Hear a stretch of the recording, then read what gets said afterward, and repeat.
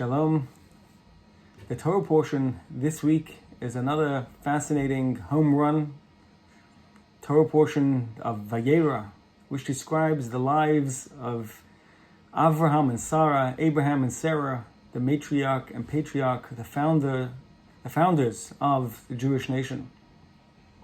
In the beginning of the Torah portion, there's a description of the kindness that Abraham and Sarah expressed and displayed towards others.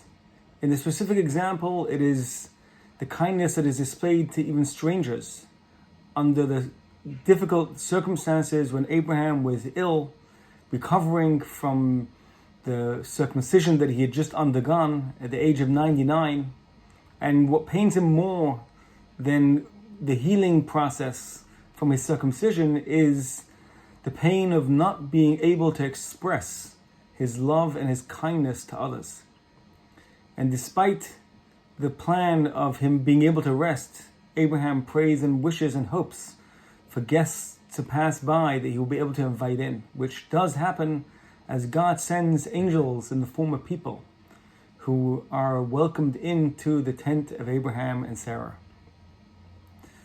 And this attribute of kindness is obviously a very powerful example, a powerful model for Jews of all time of what kindness can be like and the circumstances under which we should still pursue the expression of kindness, even if there's personal difficulty in the process. But towards the end of the Torah portion, there's an even more powerful message where the Torah highlights the famous story of the binding of Isaac, where in brief, we all know the story.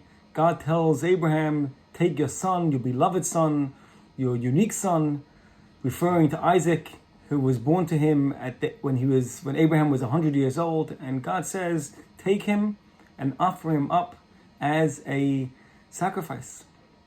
Of course, we know this was only a test, and ultimately Abraham was told, do not even touch your son, even in the slightest way, because this was just a test of your faith, of your courage, and your level of willingness to fulfill what God wants. In the beginning of the Torah portion, when we focus on Abraham's kindness, one may look at it and say, oh, Abraham just loved to be kind and loved to do what God wants when it made him feel good in doing something kind. But here, his true commitment is displayed and proven by the fact that he's even willing to do what God wants when it's uncomfortable, even when it's the most difficult, challenging moment and task. Abraham is still, with the same enthusiasm, the same alacrity, the same excitement, is ready to fulfill what God wants. After the story of the binding of Isaac, we have another few passages which describe Abraham's brother. Abraham had two brothers, but the brother that is discussed over here is Nachor. And the Torah goes briefly into the life of Nachor and says, Nachor had 8 children. Seems like life was pretty uneventful and pretty smooth sailing. And the question that commentaries ask is, why are we telling the story of Nachor so soon after this dramatic story of Abraham and his willingness to sacrifice his son? What is the relationship? What is the connection? So there's a couple of explanations which I think you'll find meaningful. One is, very simply, that the Torah is conveying to us Abraham didn't kvetch. Contrary to Jewish belief that it's a mitzvah to kvetch, Abraham didn't.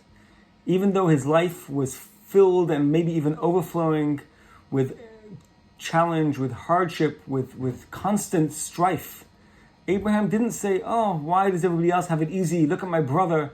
He had just had an easy life, and why is my life so difficult? Abraham looked at his life compared to what God was giving him. And he always looked to achieve the best he could achieve and accomplish the highest levels of divine connection through the challenges, through the experiences that he was given by God himself. And this is the real message that would be valuable, which is to not compare ourselves to what others are going through. We don't really know, first of all, what others are going through, but even if we do, Our journey is for us to grow. Our journey is God saying, I have something unique for each individual to accomplish. And that's where we focus on. That's where we invest our efforts. There's another commentary that tells us that the reason why Nachor is introduced right after the story of the binding of Isaac is because the wife of Isaac was going to be the granddaughter of Nachor. So here we are being introduced to the granddaughter of Nachor, his family, and his granddaughter, who is eventually going to be the bride, the wife that Isaac was going to marry.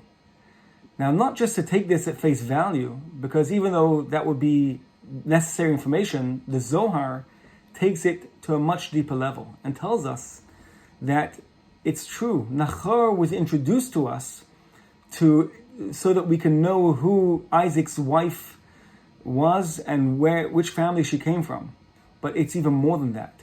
It is actually introducing to us the idea of marriage in the first place, and teaching us a very powerful lesson, which is that the prerequisite for marriage is the binding of Isaac. What prepared Isaac for a meaningful, satisfying marriage was the process of submission, the process of surrender that was required to enter into a healthy relationship.